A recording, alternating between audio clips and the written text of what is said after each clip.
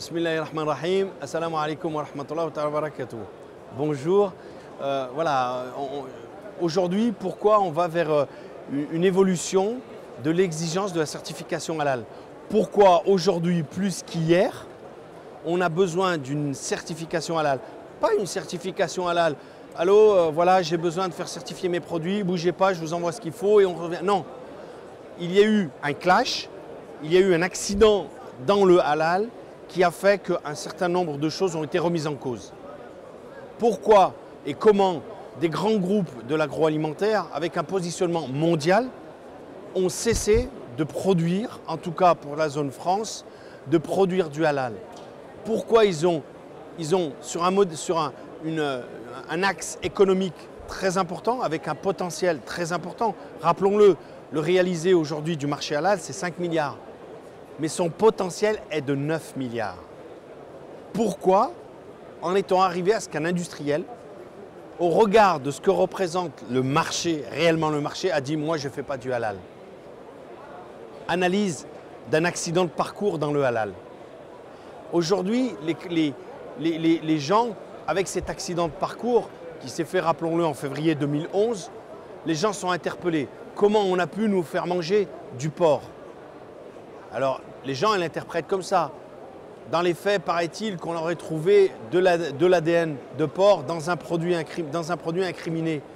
Mais du coup, le client des commerces, le consommateur de ces produits halal, a tout remis en cause. On me fait manger du porc à mon insu. Même si on nous dit que c'est une quantité infinitésimale, pour lui, on lui a fait manger du porc. Donc, comment ça se fait? Comment ça se fait?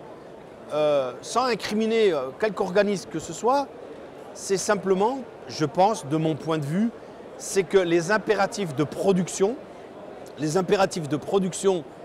dans le domaine du halal ont fait en sorte qu'on a cherché à produire et à gagner beaucoup en ayant peut-être commis des erreurs d'appréciation. Les outils existent chez les industriels, hein, on a ce qu'on appelle le protocole HACCP, c'est un protocole qui analyse le risque et il dit voilà, à tel moment de la production, on a un risque avéré et permanent qu'il faut contrôler. Et il existe pour tout type de produit. Rappelons-le, le halal n'est pas une norme d'hygiène qui vient se substituer à la réglementation en matière sanitaire, d'hygiène et sanitaire en milieu industriel. Le socle premier d'une production alimentaire, c'est de respecter la réglementation en vigueur. En l'occurrence pour le halal, on va venir mettre une option sur cette réglementation.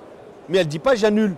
Donc s'il y a un risque contaminant bactériologique au socle commun, forcément ce risque bactériologique sera proposé à du halal.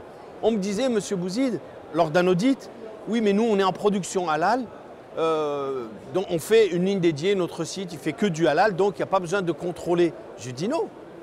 Le contrôle des qualités, le contrôle qualité par rapport au risque bactériologique, il est, que ce soit halal ou non halal, il doit être contrôlé. Et bien là, si on appréhendait la production halal selon un risque bactériologique, selon un risque dont il faut être prudent et qu'il va falloir gérer, mesurer et contrecarrer, il est important d'avoir des hommes. Il est important d'avoir une certification qui soit effective, qui soit réelle et qui soit sérieuse. Et aujourd'hui, je pense que plus qu'hier, et aussi bien de la part des consommateurs de produits halal que de la part des industriels, il est important d'exiger que l'organisme certificateur, quel que soit l'organisme certificateur, ait une pratique professionnalisée. Il est une qualification au contrôle. C'est pas on se lève, on dit, on décrète un jour vouloir faire du halal, parce que malheureusement c'est ça. Aujourd'hui, n'importe qui peut se lever et dire moi je fais du halal. Personne ne peut vous en interdire. Par contre, si vous dites oui, ok, vous voulez être organisme de contrôle halal, mais la condition sine qua non est que vous ayez les compétences et la qualification professionnelle, à laquelle on vient rajouter une compétence théologique en matière de halal. Là, tout le monde n'aura pas les moyens. Vous prenez une voiture pour qu'elle puisse rouler sur la voie publique, cette voiture-là, il est important qu'elle ait un contrôle technique. Mais ce n'est pas parce que je suis garagiste automobile que je suis habilité à faire du contrôle technique. Donc aujourd'hui, je pense plus qu'hier, il est important que la certification halal soit effective, réelle et sérieuse. Et il est important que le consommateur, celui qui va consommer, celui qui va manger ces produits, et surtout celui qui achète le produit, celui qui est le patron du porte-monnaie, il exige ces choses-là. Et ils disent, moi, si je n'ai pas ces garanties, je n'achète pas ce produit. Je ne veux pas juste une confiance, je veux des garanties. Et la confiance n'empêche pas le contrôle, et le contrôle ne peut pas empêcher la confiance. Au contraire, je vous contrôle, vous me rassurez, vous me garantissez qu'effectivement, entre ce que vous déclarez, c'est ce que j'ai constaté, je suis à l'aise pour dire aux clients, pour dire aux consommateurs de consommer.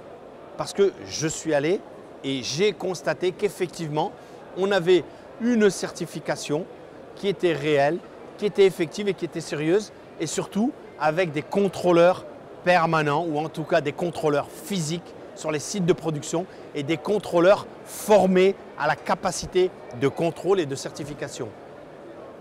Aujourd'hui, plus qu'hier. Soyez vigilants. Merci.